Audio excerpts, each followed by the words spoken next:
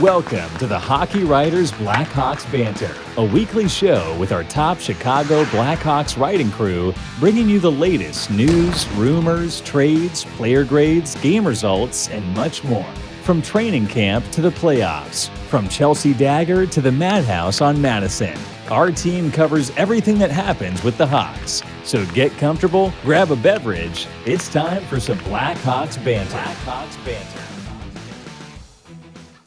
Hello, everyone, and welcome to Blackhawks Banter. I hope you guys like our new fancy intro. So that kind of gave you a recap of what we do here. We talk about everything related to the Hawks, our Blackhawks team here at the Hockey Writers. So be sure to like, follow, and subscribe to our YouTube channel. And you could also follow us on Twitter. I'll put my Twitter name in here. It's not showing up, but during the show it will, so make sure to follow us on Twitter. We love talking with you guys, and you know what? We're getting really close to training camp, although the Blackhawks didn't really release a date yet. I don't know why that is, but so we've been kind of scrambling for some topics, but thankfully we got some topics and we didn't have to do a fashion show for you guys tonight. We actually got some stuff to talk about. So I'm Brooke Lofurno, your host tonight, joined by Gail Kauchak and Greg Boysen. Sean unfortunately could not be here tonight, but we have some of his answers for some of the questions, so we can include him in that. So let's get right into it, guys. Let's just go right for it. So the first thing that popped up, obviously, the last week was Kirby Dach. He recently spoke with the media because he and his brother Colton were helping to paint the United Center ice, which is exciting. That means it's really close, right? But he basically told the media that he's 100% after having his wrist surgery. He's ready to go, which is really good to hear. So I guess I want to start off with talking about Kirby. So I'm going to start with, what are your expectations for Kirby this year, Greg? Mine really isn't necessarily an expectation, but more of a goal for him. I'd like him to play the full season. You miss a game or here or there, fine. But I don't want any extended absences from the lineup from him. He's missed 44 games over his first two seasons. The majority of that was last season, dealing with that wrist injury and coming back too soon from it. He missed a few games his rookie season after suffering that concussion in the prospects tournament. First and foremost, they didn't send him to any preseason tournament this year, so that's a good start, because those are bad luck. He's still too early to call someone like him injury prone, but you're starting to get a little worried about 2 years in a row dealing with different types of injuries. Now, that could come from just flat out bad luck, could come from inexperience and not, realizing how to protect yourself properly or getting into situations you shouldn't. So hopefully we have a healthy Kirby Dach for the full season, outside of the bumps and bruises you're going to get through playing an 82-game season. But that is what I'd like to see. And that's not really an expectation, but I would like to see him in the lineup for every game. Gail? Okay, I would like to see Kirby Dach gain more confidence. He's finally healthy, as Greg alluded to, and we hope that it stays that way. But I'd like to see him really dig in and find his groove this season. Two things I'd like to see him work on. His finish. We know that he has great talent and does a lot of things right, but he is more of a pass-first player, and so I'd like to see him focus on scoring some more goals.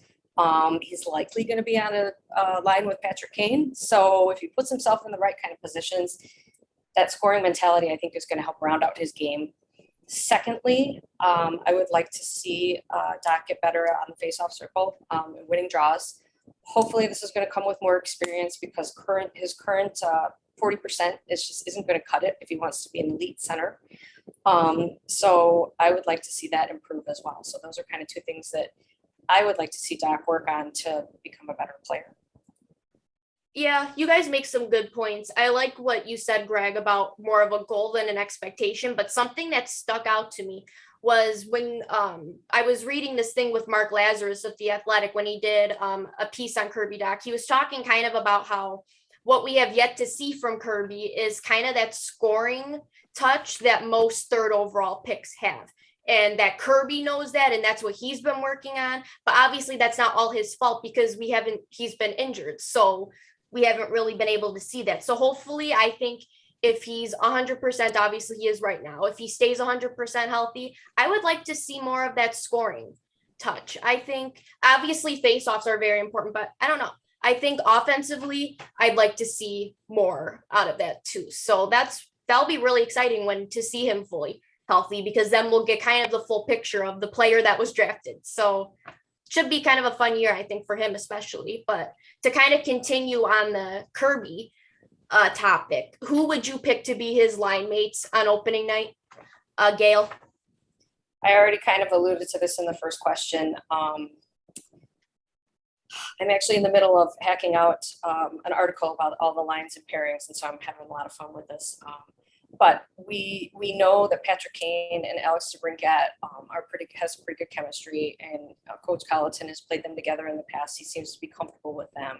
But I think that Dach would be a perfect complement for that. He's a bigger body, so he can balance out the two of them being a little bit, smaller.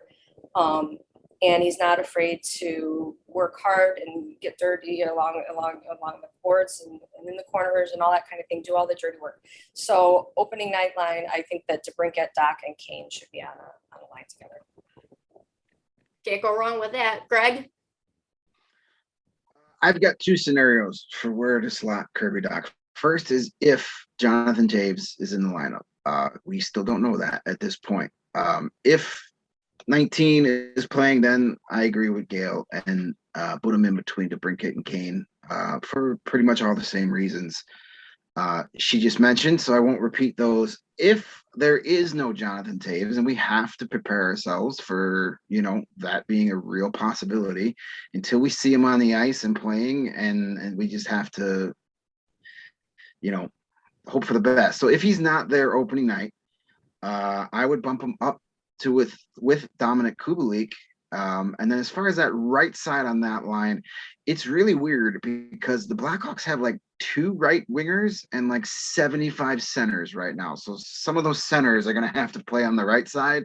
So I would go with Kubalik on the left, Dach in the middle, and then either a Dylan Strome or possibly a veteran like Tyler Johnson on the right side and see what we can get out of that combination. But hopefully Toews is playing, and then we get that DeBrincat, Dach, Kane line, because I think that could be pretty potent line. Ooh, I actually love that line, Greg. I like the DeBrincat, Kane, Dach line, but I like the thought of Johnson with Dach. I don't know why, but that seems like it's probably something that normally most Blackhawks fans, that's not the first thing that would come to mind, but it sounds like it'd be something that would actually work.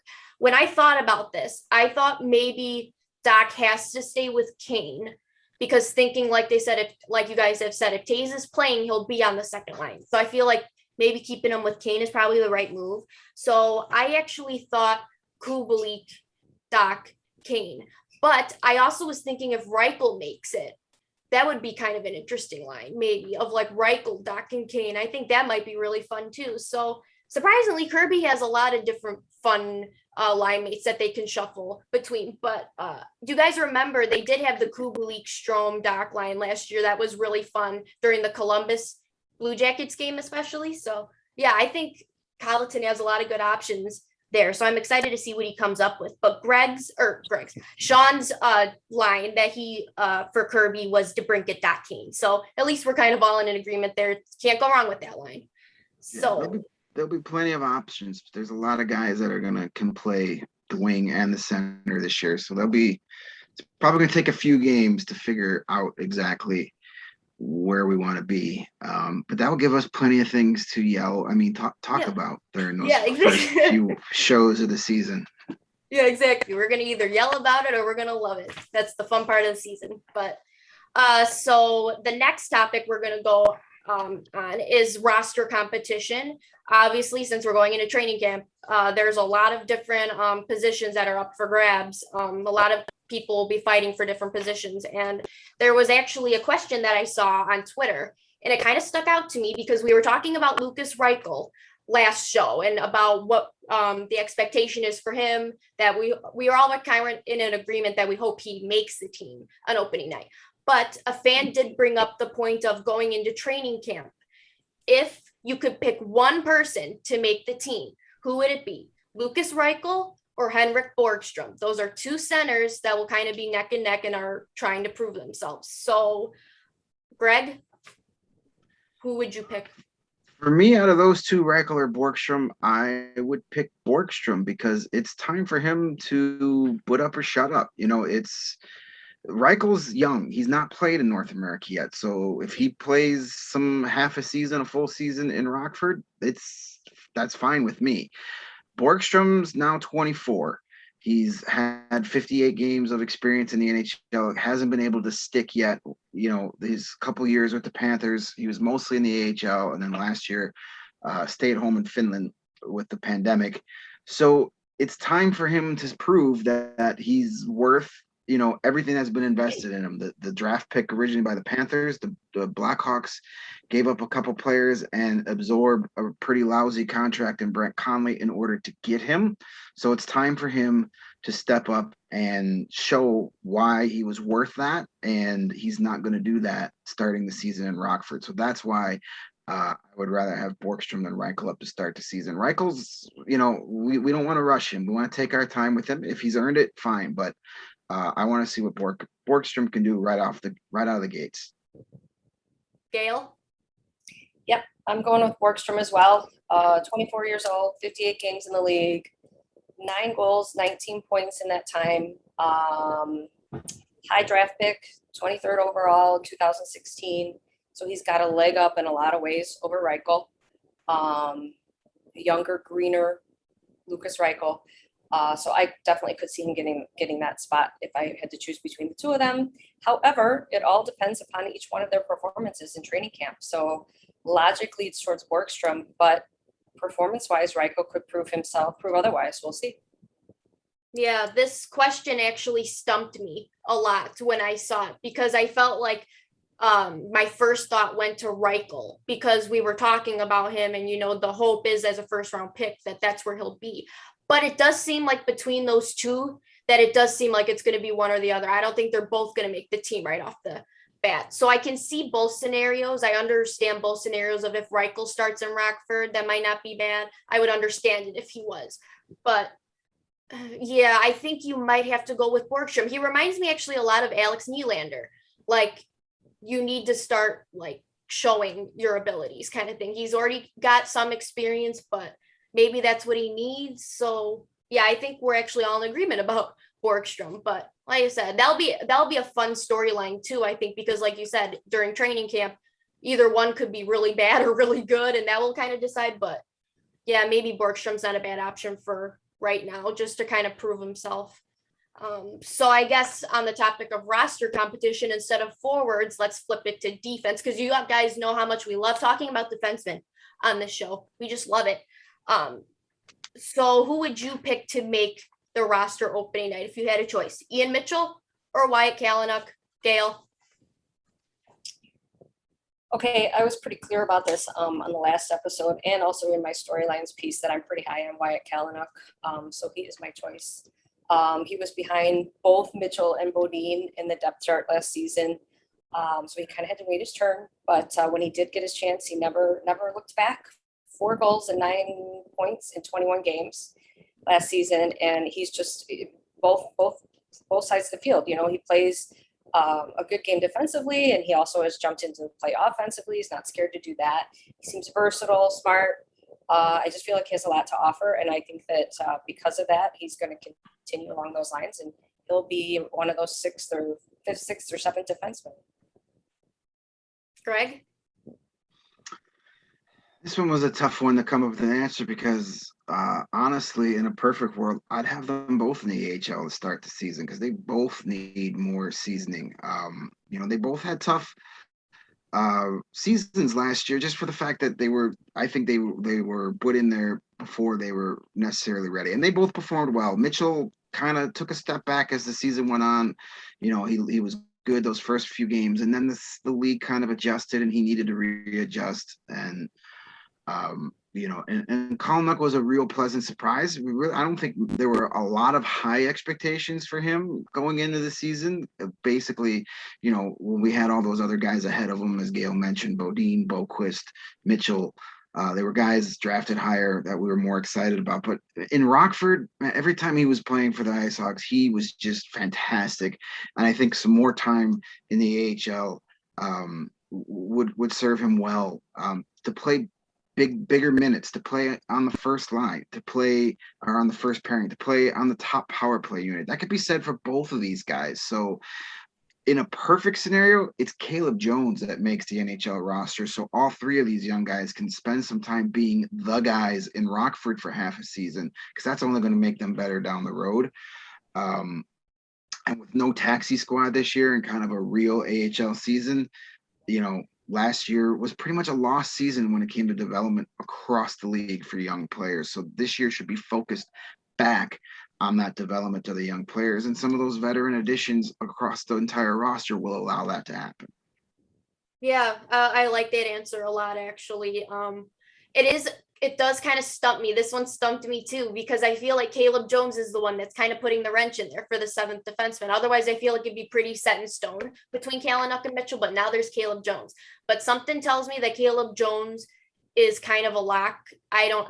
I see him making the team at this point. I don't know. That's just kind of my instinct. But I love Wyatt Kalynuk. I think we all do. Like, he showed a lot of promise in that kind of short time span. But something is pulling me towards Mitchell. And I don't know what it is, but I think it's just because the promise there. Like I said, everyone was so excited to see him after coming straight from college. He was supposed to be like the future of this core. So I don't know. I know that he kind of fell off towards the end, but again, defensemen take time to develop. It's not really his fault.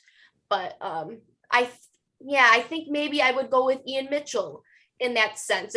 But I actually really like both of them. But like you said, that there's no harm in either of them having time in Rockford. But I think right now I'd go with Ian Mitchell. And Sean went with Ian Mitchell too. So got some different answers here. I like that. So we're halfway through our show. So for your mid-show reminders, welcome to Blackhawks Banter, presented by the Hockey Writers. Our Blackhawks crew is here to talk about all things Blackhawks. So make sure you like, follow, and subscribe to our YouTube channel. Be sure to follow us on Twitter. Our Twitter handles are on the screen. And you could also listen to us on all your favorite podcast platforms. I'm Brooke Lofurno, joined by Greg Boysen and Gail Kauchak.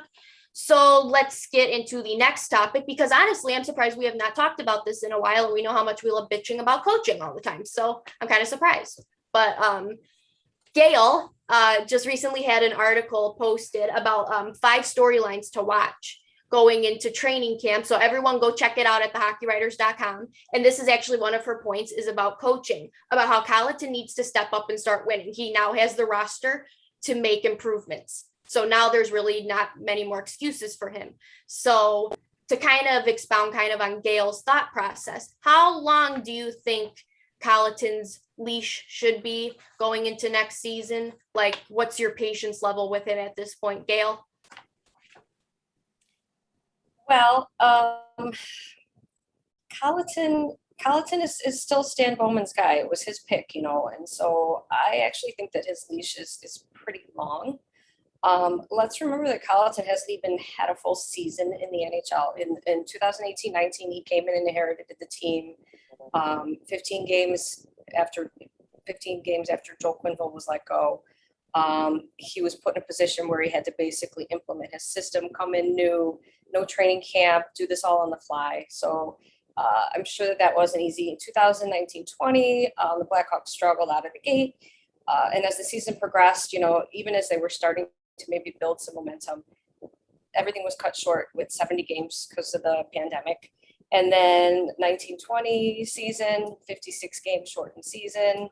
And they were without Corey Crawford. They were without Jonathan Toews. They were without Kirby Dach. They were without Alex Nylander to start the season, right? So this is when there was the okay, we're gonna be in a rebuild, and the youngsters were kind of given free rein and be able to make their mistakes. So let's face it, I'm always the one sticking up for Colliton, and Greg's gonna go the opposite direction. But let's face it, it's been a long and difficult road, especially for a coach that's coming. He's brand new NHL coach. So you come in with all that adversity right off the bat. But that being said, much improved team, no more excuses anymore. Okay, so Colliton's known for his guidance and his rapport with the younger players, but can he still do that? Can he still, get the most out of his stars and kind of balance that? Is the defensive core going to find a happy marriage with his system? The power play, there's lots of things. They need to be more scoring threat. They need to less shots on goal. So definitely, I think that this is going to be kind of a make it or break it season for Colliton. But I think that he's going to have every chance to do it. Greg? Oh boy, where to begin? The leash, it needs to be as short as humanly possible. The excuse machine, it's got to stop. No more excuses. This is the best roster he's had since being here. This is his 4th season. It was supposed to be a magical training camp in his 2nd year that was going to fix everything, and they were crap the first month of the season. Enough of the excuses, because we're seeing a lot of the same problems we saw in his first season last season.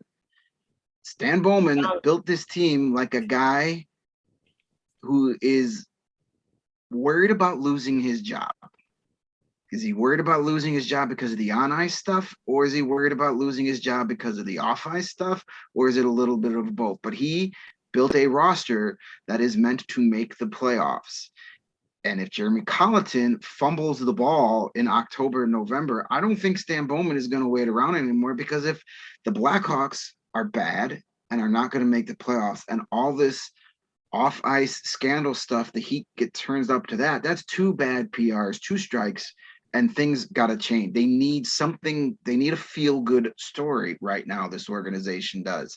And if it's not going to be the winning, I don't know where they're going to find it. So the pressure is on, and there needs to be improvement. I mean, we've seen the same things over and over again plague this team. Well, now you've got better players, you've got veteran players, you've got all-stars, you've got future Hall of Famers now. You can't rely on the excuses anymore. You got to do it. And if he struggles and they're in last place come November 1st, I think it's a fair time to say enough is enough. It's time to change. You got 1 season of Marc-Andre Fleury along with a Patrick Kane on the same team. You can't waste it because some dummy doesn't want to put the right line changes in there, or insists on using his garbage defensive system that doesn't work. You can't waste it. You gotta go for it. Bowman built this team to make the playoffs. If Colliton can't do it, find someone who can. And breathe. I'm done. That was a beautiful Oscar speech, Greg. That was just marvelous, fantastic. I had that question with you in mind, but Gail, you look like you wanted to say something did you want to say something to counteract Gregor? No, not really. I knew that he was going to say all that, and I think they're very good points. I do feel like if he's not getting the job done, then he will definitely be the scapegoat. Yeah. I would love, the fan of me would love to eat crow about everything I've ever said bad about Colliton. I would be the first person to say, hey, I was wrong. This guy can do it. It's time to see it. Well, I think we'll find out this season. We'll know one way or the other.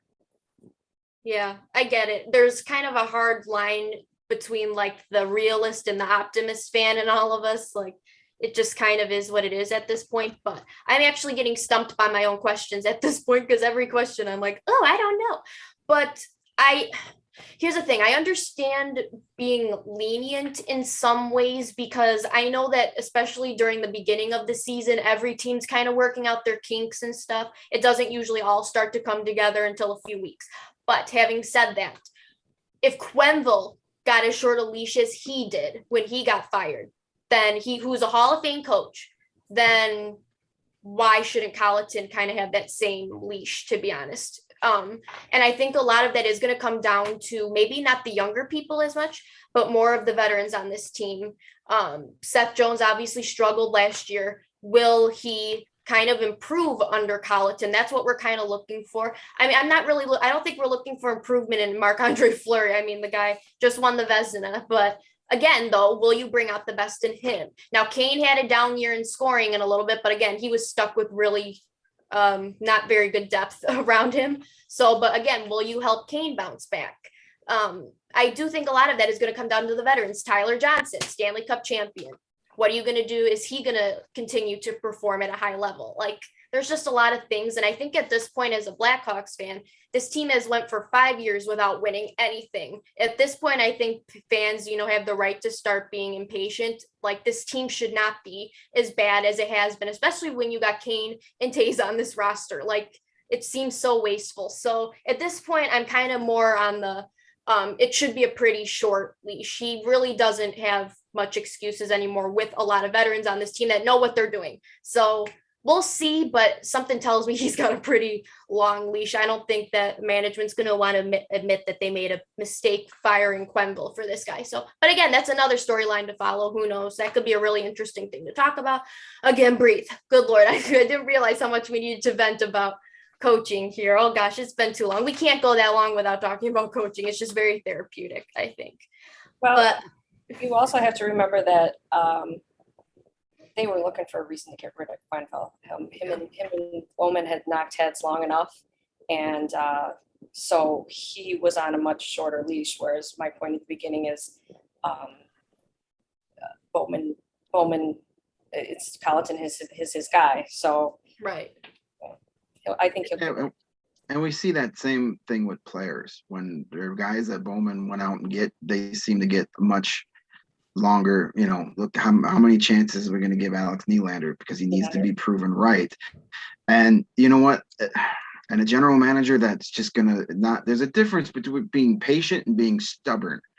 Yeah. It's a fine line between the two. And we do see some times when Bowman is very stubborn. And I think he can't make that mistake with Colliton if it's not working. Yeah, totally agree. I mean, at this point, like you said, a lot of players are coming on expiring contracts. They need to start performing. Otherwise, I don't know what's going to happen. Like the year after this year, it's frustrating in a lot of areas for sure. But at least, like I said, it gives us a lot of things to, vent about during the season, because I'm sure even if the coaching is good, we'll be able to find reasons to not be satisfied still. And we have that right. This is a team with a rich history. There should be good coaching, good roster, good coaching, good management. So there should be. Let's see what happens, I guess. But so to wrap up the show, the Blackhawks announced last week that they are going to have 5 legacy nights next season, honoring some of the Blackhawks greats. So in October, they'll be doing Kane's 1,000 game ceremony. On January 13th will be Andrew Shaw night. On January 31st will be Seabrook night. March 3rd will be Jalmerson night, and April 14th will be Pat Foley night. Obviously, Kane already had his 1,000 game ceremony, but they're honoring his wish of wanting a full house.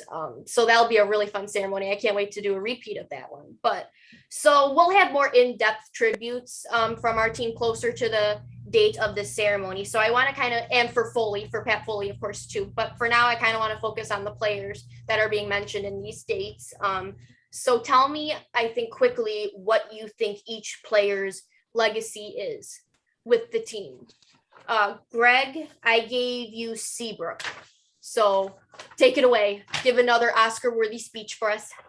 Well, no, this one doesn't need quite the flair for the dramatic, because I think it's pretty easy what Seabrook's legacy is with this team, besides the winning and the success. You just talk to anybody who's ever played with him, and it's that leadership. That's all you hear about from guys. I mean, we've seen it. We saw it time and time again.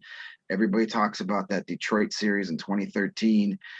His conversation with Jonathan Taves, who was having a wee bit of a hissy fit in the penalty box, and things changed, after that. And, everybody who's played with him always just says that he's always been that guy in the locker room and on the ice to he's got that calming presence. You never really saw him get too much in either direction. He always kind of was calm. And something that I always appreciate about these guys is he was always willing to get in front of the cameras after a game, just as easy after a big win.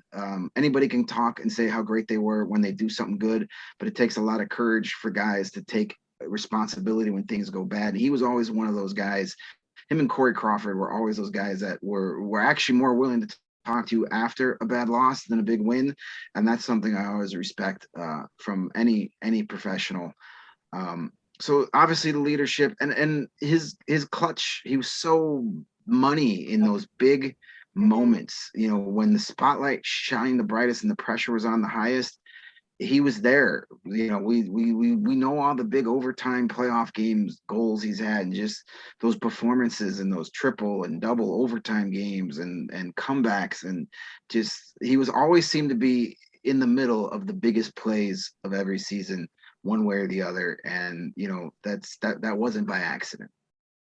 Yes, I love that. Actually, I love how you're talking about that, because when you were talking, the first thing that came to my mind about Seabrook, besides like his calming presence and stuff, something that sticks out to me was how some of the people in the Blackhawks media were saying that when Seabrook talks after games, sometimes he can come off as surly to people, but that the teammates always say he is the best guy. We never see that side of him. And I honestly love that. I think that is the best thing ever.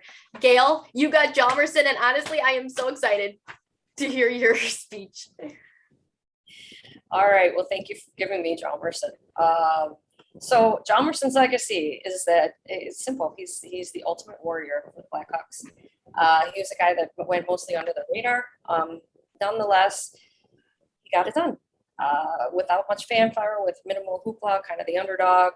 But he was the complete shutdown defenseman. He did all the little things right in that respect, including some of the big things like throwing his body in front of the puck to block shots night in and night out, over and over and over. So let's put it this way. Hjalmarsson, shutdown defenseman, he had the toughest assignments out there. He had to, shut down the opponent's top lines and do all the dirty work. And he freed up his teammates. He freed up Duncan Keith and Brent Seabrook so that they had a little bit less of a heavy workload. And they were able to bring a little bit more of an offensive upside to their game. So I guess what I'd like to stress about Hjalmarsson is that without him, Keith and Seabrook aren't as good. Your superstar defenseman that everybody thinks of as Keith and Seabrook, they might not be as good, or at least they wouldn't have as many opportunities to be as good without Hjalmarsson. In his own words, he gave his heart and soul to the Chicago Blackhawks for 10 years, even more if you consider the time he spent in Rockford. And he should be remembered as such. So he's the ultimate warrior, one of the best shutdown defensemen in the game. Yes. And that's a good point you make, because Hjalmarsson wasn't exactly a number one defenseman, but that doesn't matter because what he did was phenomenal. I mean, you just need those kinds of players. And to be honest, they're all kind of on the same wavelength here with all of our players here with Seabrook and Hjalmarsson. Like you just don't win cups without those guys. And now we're just really yearning kind of for those years back. It went by too fast. It did. But mine is Shaw. And I gave myself Shaw for some reasons here. But again, kind of going off of what you guys said about Seabrook and Hjalmarsson, I think Shaw is one of those players that makes you love the game of hockey. Like, he's just so fun to watch. And it's like that Chicago tough mentality, feisty, plays the game hard. He's not a player that, was as talented as Patrick Kane or anything like that, but he gave 100% every single night. Same can be said about Seabrook and Shaw. And I think that's why fans gravitate towards them so naturally, because they kind of just represent what you love about hockey. What makes hockey so great is all of kind of that teamwork and all the hard work that goes into winning the Stanley Cup. And honestly, like I said, we miss these players already, I think. And so Andrew Shaw was my first Hawks jersey. So I'm always going to feel a little more sentimental about it, but yeah, honestly, can't go wrong with any of these players. They make the Blackhawks. They just do. And it's going to be very hard to replace all of them, in my opinion. And we're going to close it out with Patrick Kane, because why you cannot close out a show without mentioning Patrick Kane, I don't think. It's just the best way to do it. And Sean actually had Kane, and he had a great answer to Kane's legacy. So I'm going to read it for you guys. He said, Kane isn't only going to go down as one of the best Blackhawks to ever play the game. He's also working to become the greatest American-born player of all time. He's achieved practically everything there is to win in this league and has shown what it means to be ageless. As the younger generations attempt to knock him off the throne, he continues to maintain. While some athletes see their impact decline beyond their control, Kane has proven to be in full control of his influence. He is as skilled as he ever was, dangerous anytime he has the puck, and relied upon as a necessary game breaker, even as he approaches his mid-30s. Kane is already the epitome of success in Chicago, and that legacy will carry forward long after he hangs up his skates for good. Guys, I don't think I could do anything better than that. That was the perfect representation of Kane. What do you guys think? Well, I don't know why Sean has to keep on going on about this American thing. Kane is arguably one of the best players. Let's not do the Canada USA thing. He's one of the best players in the game, and that's what he should go down as. Sorry, Sean. Actually, I'm proud of Sean because he's Canadian, so that might take a lot for him to say that he's a great American player, but I'm glad he's got that. So, yeah. So that will wrap it up tonight for Blackhawks Banter. Be sure to follow us on Twitter. We love talking with you guys. Be sure to like, follow, and subscribe to our YouTube channel. And you can see all of our articles at thehockeywriters.com. Also, if you guys want even more hockey content, the Hockey Writers has even more shows for other teams. The Calgary Flames have a show. The Toronto Maple Leafs have a show. The Detroit Red Wings have a show. I mean, honestly, we're just having a blast here, and it's all because of you guys who tune in. Thank you so much for tuning in and talking with us and helping us grow. It's so awesome. We have the best hockey community ever. So thank you, Greg, Gail, and even Sean for his input, even though he's not here. So we'll see you guys next week. Good night, guys.